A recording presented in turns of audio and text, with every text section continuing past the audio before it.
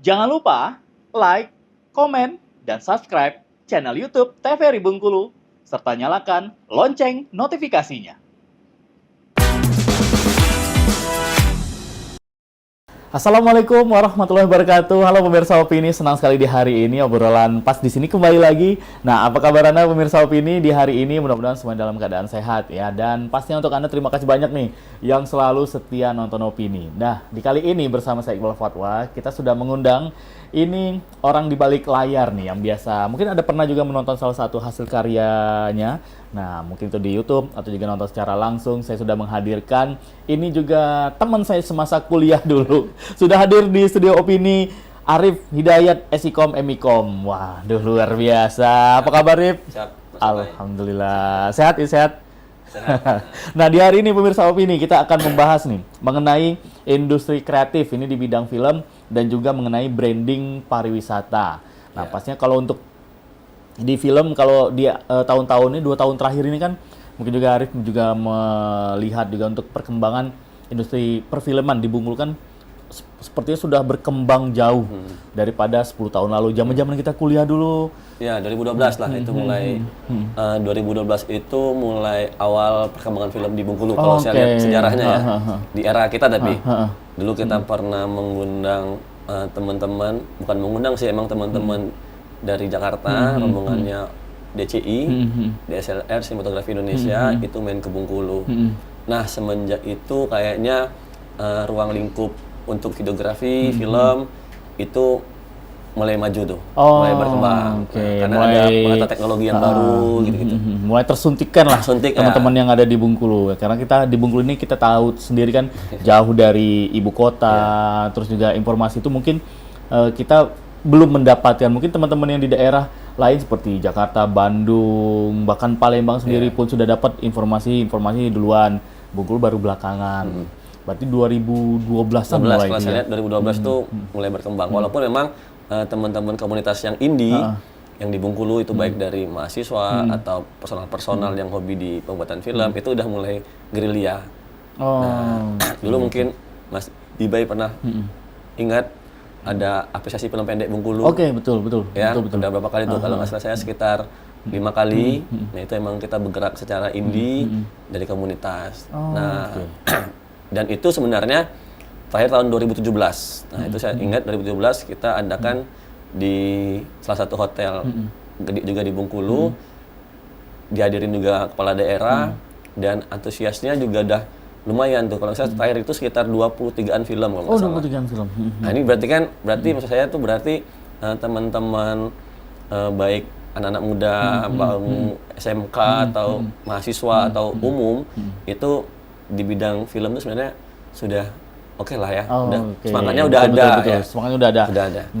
Ditambah lagi kan sekarang untuk di sekolah kejuruan itu kan sudah ada jurusan broadcast. Mungkin kalau 10 tahun lalu, 15 tahun lalu ini belum ada jurusan-jurusan itu. Nah, dengan adanya jurusan-jurusan itu juga dari anak-anak muda yang mereka usia-usia belasan tahun sudah mulai mengenal dunia broadcast itu apa, produksi film juga seperti apa. Nah, kalau dari Arif sendiri, Rip, kita ngobrolin kok bisa tertarik nih dengan industri film.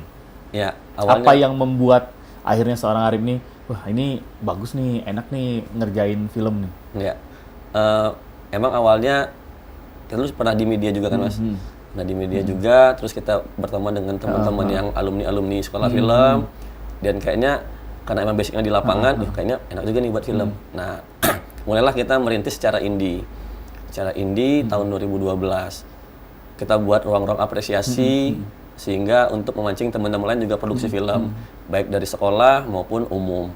Dari SMK, SMA, SMK dan universitas dan umum itu makanya kita buat ruang apresiasinya. Nah, kemudian saya melihat bahwa saya kan suka nonton film ya, tapi film-film saya suka tuh film-film Indonesia lah pokoknya. Ya, lebih yang ke lokal. Saya pernah berpikir bahwa akhirnya saya melakukan studi ke Jogja kemarin di S1-nya. Saya cuma satu cerita saya ke Jogja buat film. Tujuan cuma itu. Pokoknya kuliah di Jogja saya buat film. Nah, karena apa? Karena siap nonton film itu pasti syutingnya di Jogja. Nah, dan setelah kita masuk ke sana dan memang mungkin Jogja memang kota pelajar dan banyak kampus juga, banyak sekolah juga yang memang ketika kita masuk ke pola film ini, pola komunitas atau pola UKM atau komunitas-komunitas umum itu memang sudah ada ekosistemnya kayaknya. Jadi Jogja itu udah ada ekosistemnya yang ngebangun bahwa ada yang produksi film, ada yang buat ruang pemutaran film, ada ruang apresiasinya, festival filmnya. Jadi sudah ada, udah bergerak sendiri. Oh, yang suka bikin film, mereka bergerak sendiri. Nanti setelah mereka hasil, ada juga nih ada ruang-ruang teman-teman yang menyediakan tempat ini. Dan nanti ada dari kampus atau pihak-pihak pemerintah atau swasta buat festival filmnya. Jadi enak tuh. Jadi setiap tahun tuh ada festival film. Jadi mulai dari bawah sampai ke atasnya pun semuanya berputar terus gitu. Itu yang Arif lihat pada saat ke kuliah di Jogja kemarin ya. Berarti kalau bener yang tadi, berarti kalau untuk di kota-kota besar itu sudah mulai duluan berarti. Iya, sudah mulai. Sudah ekosistemnya udah jadi. Nah, dan menariknya bahwa kenapa selalu saya bilang kalau Bengkulu ini apa ya, kaya ya. Saya bilang ke teman-teman bahwa di Bengkulu ini semuanya ada. Ya, teman-teman mau apalah? Betul. Mau laut ada. Betul, benar. Mau pegunungan ada. Gunung Merapi kita ada. Air terjun banyak, sawah luas. Nah, ketika saya melihat film-film di daerah atau film-film teman-teman di tingkat nasional selalu mengangkat film-film yang lokalitasnya tinggi, isu-isu lokalitasnya yang tinggi. Nah, biasanya film-film ini bisa memenangkan festival film. Nah, saya bilang bahwa ternyata harusnya Bengkulu ini bisa. Bisa, benar. Bisa ya, harusnya Bengkulu untuk sisi ide cerita atau konsep penceritaan, lokasi syuting, itu saya yakin Bengkulu nggak kalah dengan provinsi yang lain. Betul. Mau bikin film-film hantu pun juga banyak, lokasi angker kita banyak. Lokasi angker. Mau bikin cerita-cerita tentang terdampar di pulau-pulau, kita ada Pulau Enggano, ada Pulau Tikus, ada bisa diangkat juga di situ. Kita tampar kan? Nah, betul. Jadi bisa semua ada semua di Bengkulu itu. Dan film ini kan ada dua, ada dokumenter sama fiksi. Untuk dokumenter saya rasa Bengkulu kaya. Kaya apa? Budaya. Benar. Ya. Betul. Kita banyak budaya kita, banyak histori kita di Bengkulu yang sebenarnya bisa kita bukan jual juga sih, bisa kita ekspresikan lewat film, dieksplor lagi lewat film. Karena bagi saya film adalah suatu karya seni yang murni ya, yang murni semua karya seni itu gabung di dalamnya. Teater, benar, betul, betul. Kita broadcast, pencahayaan, tata kamera, tata cahaya, apalagi macam-macam artistik, ya, MUA. Gabung semua ada di film.